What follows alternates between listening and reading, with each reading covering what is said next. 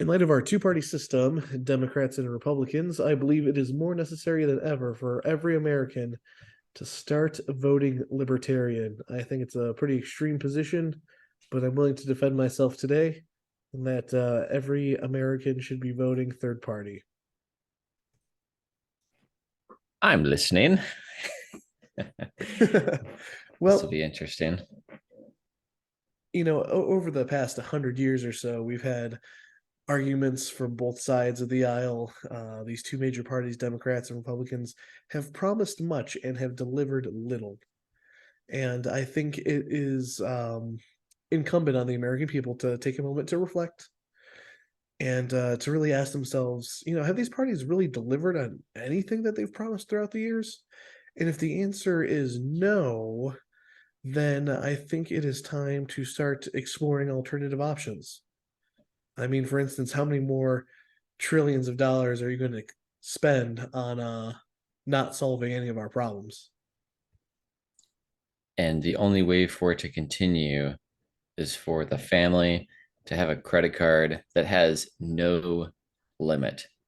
And that should talk volumes about how unsustainable it is if the only way to pay the bills is to have unlimited credit, where you just keep racking it up. And then everything that you try to do for damage control just makes the situation worse and makes it so you can't even pay the interest on the principal. And it's like, how many billions of dollars does it take to screw in a light bulb? And how many billions of dollars does that light bulb cost before you say, hey, wow, that's a lot of money for a light bulb? Oh yeah, absolutely. That's a great point. And I want the audience to understand, and I'll give a very concise vision for why unlimited money doesn't work. Unlimited money doesn't work because people are in competition with each other for a limited supply. So even if everyone had the same amount of money to buy all the items in the world, we still have a scarcity problem on the supply side. So you go to the store, let's say there's 10 steaks on display. And it used to be the case that only five out of every, 50 individuals would be able to afford that steak for this week. All of a sudden, you give them unlimited credit cards and you have 50 people vying for the same 10 steaks. You'll have on the supply side an issue of like, oh boy, we can make a lot more money. Our steaks are in high demand and we have a very small supply. So we can increase the price of this steak, Mhm. much further in order to help diminish away uh, other people's ability and desire, willingness to buy. So then you get into a situation where we did say unlimited credit, so it becomes kind of ridiculous, but you'll just see that prices have to rise astronomically in response, mechanistically. Has nothing to do with it, because it is to the benefit of the supplier to maximize their own utility. So you can't necessarily say that, it would be impossible for the butcher to go ahead and set these new astronomical prices. That's exactly what would happen. It becomes a mathematical fallacy because if I have unlimited credit and so does everybody else, well, there's nothing to stop anybody from paying 10 million for that steak or 100 million for that steak. The number just becomes irrelevant. And it's just kind Right. of like And then you the need new path that mechanisms to determine who gets what in anything. which might be coming down the pipeline with rent controls, where people the moratoriums on rent have already crushed landlords because people that could pay now are legally protected to not have to pay their rent and they're not going to get evicted. So they say, well, if I don't have to, then I'm not going to. And that just hurts the landlord. And I know that not all landlords are great and there's a lot of problems there, but like, let's just say that it's a good person who's just trying to have his small business of his small apartment complex that he owns or something like that, he's going to get, now he just has to foot the bill, and there's nothing he can do to collect from people that are living there and refusing to pay. And so he's going to have to sell, and then BlackRock's going to come in, or some large corporation, buy at a discount, and then be in cahoots with the government. Like, it's all just going to eventually result in consolidation of power as banks, companies, and governments become more closely working together, consolidating the power, and all the little people get squeezed out and become renters for life. And the scarcity, the actual asset can also be, I don't know if it would be considered money, but like if everybody had infinite apples, then the apples aren't really worth anything. I can't give you 5 apples because you already have 1,000 of them. So I think that that's an example I would use to show why money has to be finite in volume, because that's why it has value. So if you just have infinite credit, then you have infinite apples. So they're not really worth anything because there's an unlimited supply of them. Right, we have to keep money as if it's any other type of commodity, and it has to have its own scarcity involved. That's why gold has value. Yes, Mhm. people are kind of pulling up more and more gold out of the earth, but it's a very small percentage of the amount of gold that's already in existence. So it's by and large a stable amount of gold, because it's also being used as an industrial purpose inside of electronics, medical devices. So some of the earth that produces gold for us or provides gold for us also gets put into objects, and therefore it can't really be used as the same type of storage of wealth as like a gold bullion bar or something. So I would say that that's the shiny gold rocks are relatively stable over time as a form of wealth storage, as opposed to the dollar, which, or any other government fiat currency, which means uh, this has value because we say it has value when they're not backed by anything. And you just turn on the printing press. I mean, how does that have, the scarcity is a completely artificial component. So it's kind of a weird system to work with. Like, it can work, but it's not really fair or just. And it's almost destined for failure because people just can't keep their hand out of the cookie jar when they know that it's easy to just hit the print button and print more, Oh yeah, especially and when your constituents are saying, hey, you might not have this position next election if you don't help us out. So then they're incentivized to do an economic bad for their own self-preservation methods of, they want to maintain the same lifestyle because it would be more difficult for them to give up office and leave and try to start a different life. absolutely. And we did a great job of breaking down why gold is so interesting as a concept in our podcast number 25, Gold Supremacy Forever. So I would, encourage our listeners to go check that out if they haven't already, as we kind of dig deeper into the mechanics of scarce trace metals and their unique influence not only on the economy but, as you said too, in the industrial sector. It's nice too to have like this outlet in which gold isn't only used as money, that's also used for other purposes, because again that makes that scarcity retain value over time, and in fact may even increase its value, which is kind of what you want if you're a saver. Wouldn't it be nice that not only did your savings maintain value over time, but in fact actually increased? So, and you could think about this as population growth as a function compared to the amount of gold that's dug up every year, gold supply. So, population growth versus gold supply. Wouldn't it be Yeah. nice if savings over time then also increased? So it's like, even if you have really high levels of gold pricing, that's actually not a bad thing, because that just means that your purchasing power is retained.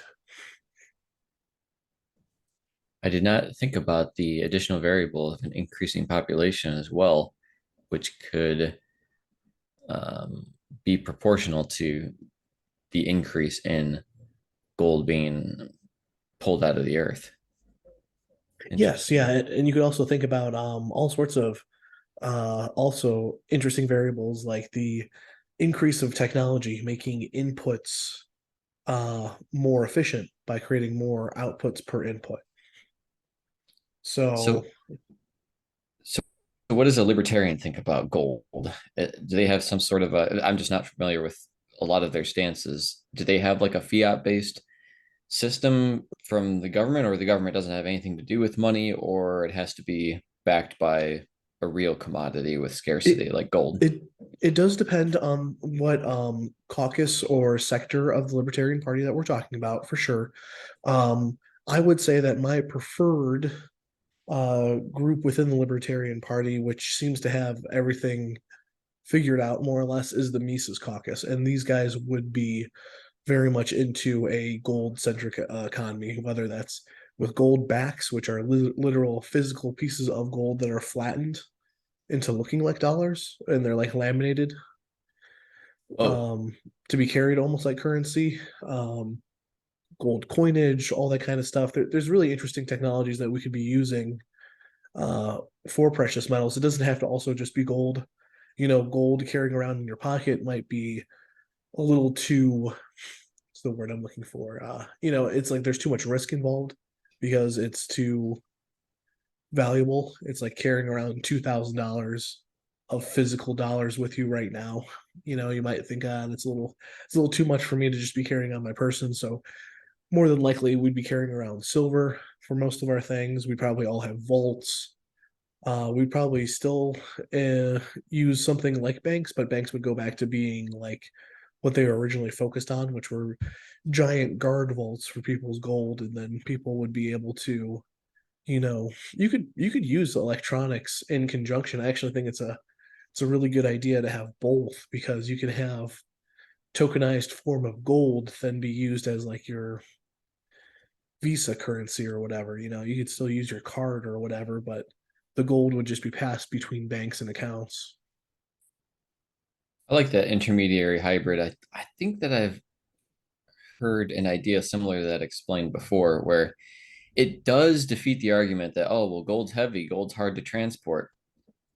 And okay, well, that doesn't exclude the option that it can be gold backed fiat or gold backed representation, where the Yeah, asset which stays would still be in one superior location. to what we have. Yep. Yeah, then it's just there's a ledger about who owns that. And I guess in a way that actually operates like Bitcoin. Like when people have Bitcoin on their wallet, like they don't actually have the physical asset. They have the keys to the asset. The asset is just this decentralized ledger that's um, on all these different nodes. And then it's almost like you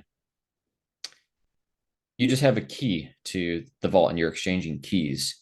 So if I owe you $10 and I just give you like this key for $10 worth of it, and then you can have access to it and you can trade that key if you want. And but there's no need to ever take possession of the actual asset. You just need access to it.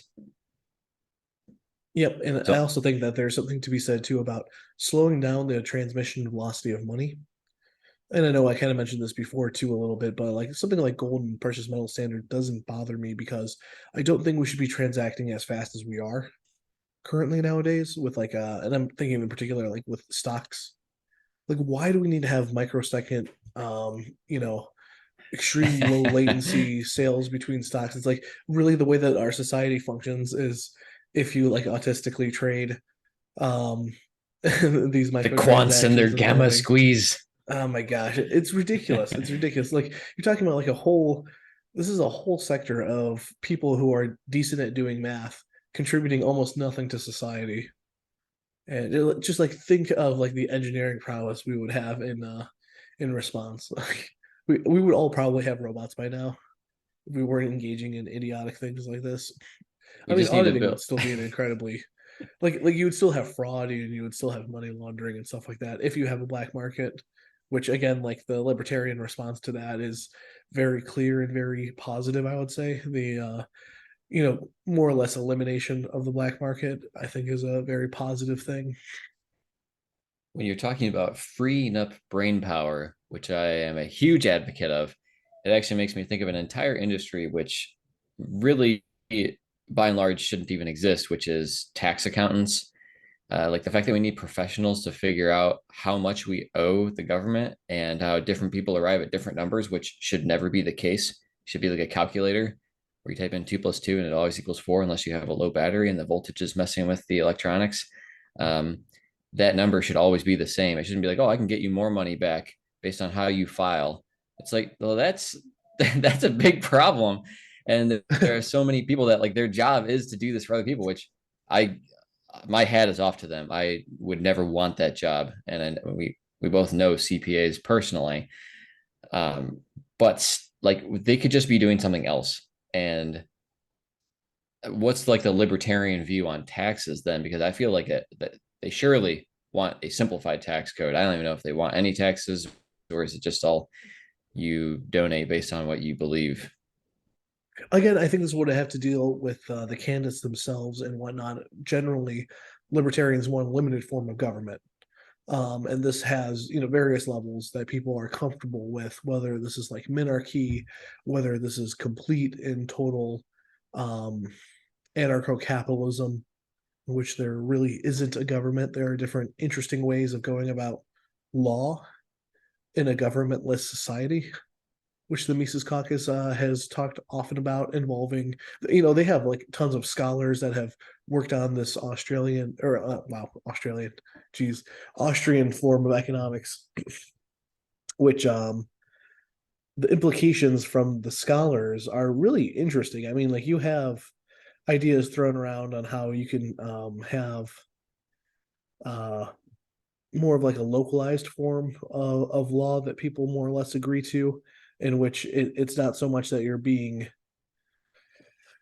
what's the word I'm looking for? It's like you're not directly punished by some sort of centralized authority. People will just stop doing business with you because it'll be Hmm. known that you're someone who isn't engaging in like this fair play. So you just kind of So become desiccated and uh, left behind. yeah, it's like they're trying to incentivize cooperation by, you know, if you're not going to play the game correctly, then no one's going to want to play with you. So the other thing is that like without public property, there's no place for these people to go who have committed crimes or something like that. They will be excluded from like everyone else's property eventually. That was going to be my Or next question, was about yeah, private property and pollution rights. oh yeah. So the pollution one is pretty interesting because, um, like I said, you can make claims against people who have wronged you, and so you still have this internal mechanism in which you can determine, like one, I don't know if those businesses will be able to be maintained. Um, they might be though. I mean, I think it's an interesting question still to look at, and I think different forms are viable in this way outside of just the anarchist framework. I do think like something like a minarchist framework where we do have a small form of government. More or less, we're just saying that like the less amount of government, the less amount of corruption. We're not trying to create a utopia here. We're trying to just get things back to a more manageable, less chaotic state than they are now. Hmm. Like a bunch of city managers. Yeah. People who are more directly, you could say, like um, responsible to the people, and the people know who these people are.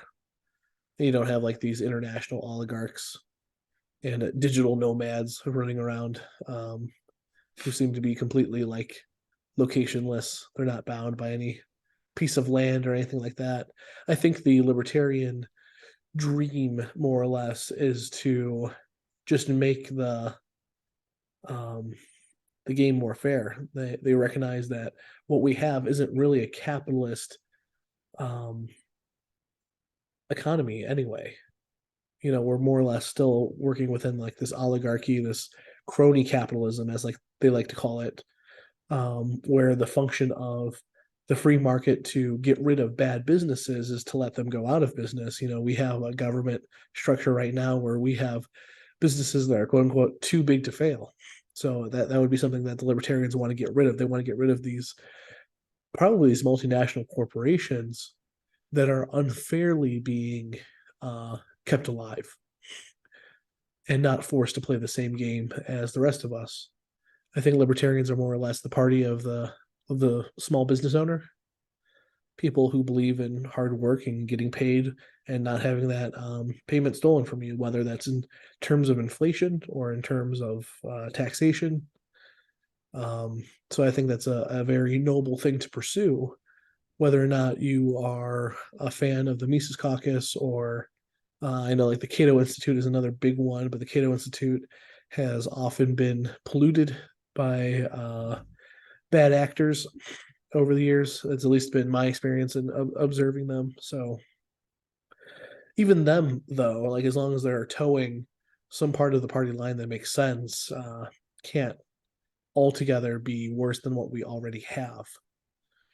So there is like a Well, that's a good relative point. aspect to it. Yeah, there's very much still a relative aspect to it because again, we're not trying to make a utopia here. We're trying to make things a little bit better. That's interesting. Yeah, so I guess maybe that's an assumption on the people who are not yet sold on the idea or are being introduced to it.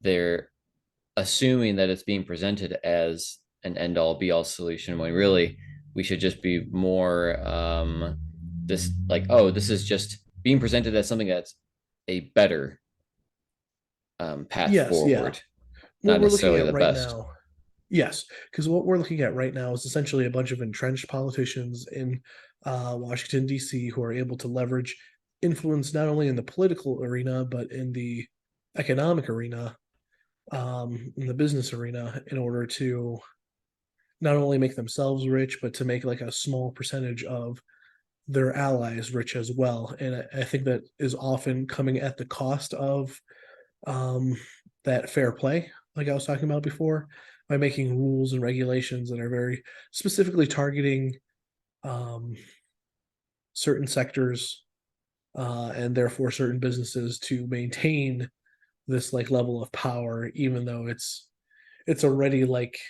too it shouldn't be too big to fail. It's like it's too big to survive.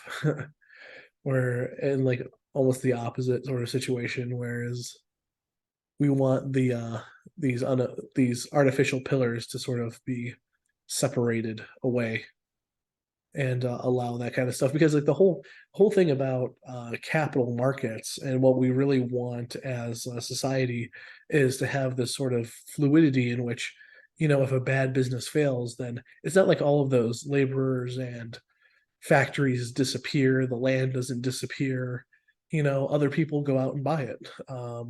Things are sold at a discount. And you don't want it, like you mentioned before, with the you don't want the bigger corporations to buy everything out. You actually want to give other people a chance to purchase these assets and grow their own wealth, and you get new fresh blood into um ownership, asset ownership. Wow. I really wish that there were a way to increase the number of small businesses and entrepreneurial spirits. There is this strange trend toward consolidation of big box stores. Like even when you go to more remote areas around the world, like there's a Walmart, there's a McDonald's, there's a Best Buy. It's just very interesting that across the world that there are these commonalities as well as like health conditions of basically even with people being hungry, the food that they are eating is not as healthy as it once was. And so there's like a huge prevalence of like diabetes, for example, in like Southeastern Asia.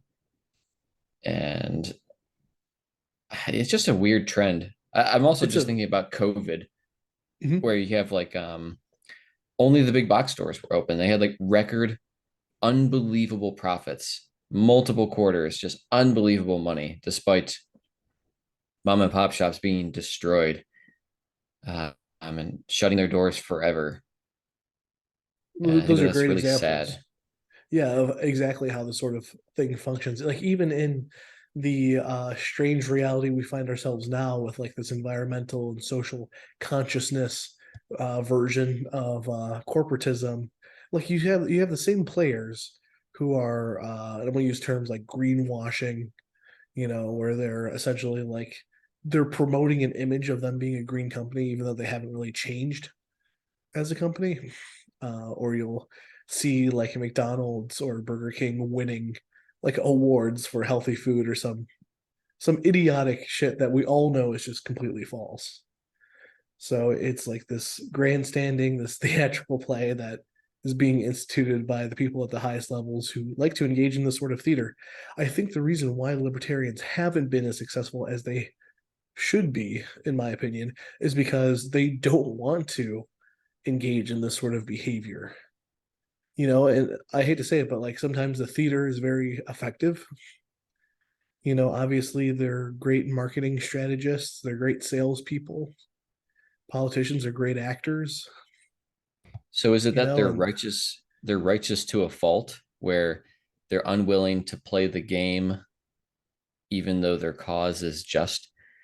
Like well, if they did engage a little bit, then they would be able to have more awareness of, like, other people would be more aware of them. I just feel like a lot of people don't even know, like, hey, what is libertarian? And they might not even be able to tell you. Like, I don't think I could. agreed. Agreed, and I think you do absolutely hit on an important point there. In some ways, I would like to say that it's because it shows a level of integrity on their part, which I enjoy. And we've seen the type of libertarians that have tried to do it, they come off as false. So whether that's Joe uh, Jorgensen talking about, all this other like cultural issues that a lot of people feel like is like not only against what the libertarians actually stand for. And if I were to boil down libertarianism into just like the most succinct way possible, it would be from their own non-aggression principle, which seems to be at the core of their party, the idea that they're all for peaceful toleration of differences on a mutual level. And then you have someone like Joe Jorgensen, who is kind of getting into the culture war a little bit, siding with the progressives, which have a very certain biased form of who they want where in society. And so it becomes like a dance that like how far do you go before you again don't represent anything? Because I see the Democrats and Republicans right now as not being parties that represent anything. And so like if you have to do that song and dance to be convincing to people using the theatrical play that is effective, I think that whittles away your integrity over time. So in some ways I would say that it's actually, in my view, beneficial that the Libertarian Party does not engage in as much of that as the other parties. There is going to be some of that, and I'm totally sure if the Libertarian Party would keep growing in success, you would see more of it because you would have those people wanting to get to the ranks of power anyway. What I'm hoping for is that the Libertarian Party comes in quick and strikes hard. And what I mean by that is they should pass legislation that hog ties the government's ability to do certain things. And so I kind of see the libertarian correction as an important way for us to create new checks and balances going forward in society. So it may not even be like a long term project to get the libertarians in for the next 100 years. I'm not saying anything like that, but if we get enough libertarians in to start affecting legislation and to hopefully increase the amount of checks, balances, and successful audits we can create, that'll at least change the landscape for the better. a lot to digest there. I see that staying true to yourself and the philosophy is maybe the best strategy long term, because then you'll never have any I don't know if faux pas is the right term, but you always stayed the course. You never compromised like your integrity, and that helps you stand the test of time, even if it's a longer road. Like, hey, we finally got Absolutely. in, and we never gave an inch. We always were who we were, and we did not engage in the games because we were the more mature ones, and our time has come. I really think that the libertarian vision too includes things like, they're anti-proxy war, they're anti-going to war uh, as the aggressor. Very much just, war is a last resort and on the defense sort of individuals. They're very much against sort of creating these puppet and shadow regimes all over the place. You could say that probably also has not um, been something that has guaranteed their success over the years. You can see that there's probably a lot of libertarian minded Republicans and Democrats out there. They're just kind of hiding within the major parties as well. I just think the ideology is the one that best fits America for what I think America stands for traditionally. And that is, Huh. sort of like fiscal, like there's a lot of individual responsibility, and then there's a lot of tolerance for differences in culture between peoples.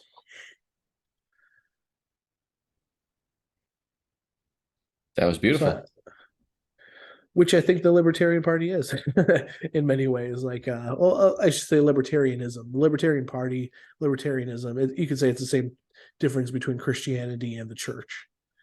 It's the organization itself will be imperfect as all organizations are, but I think its vision for us going forward is something that we should pursue, especially when we consider how the failures of the other two parties have not only contributed to no further success and progress of Americans, but instead a reversal, a regression in our education, our welfare, um, and our overall state of being. So, I mean, I think that change is necessary, and we already have a third party in play.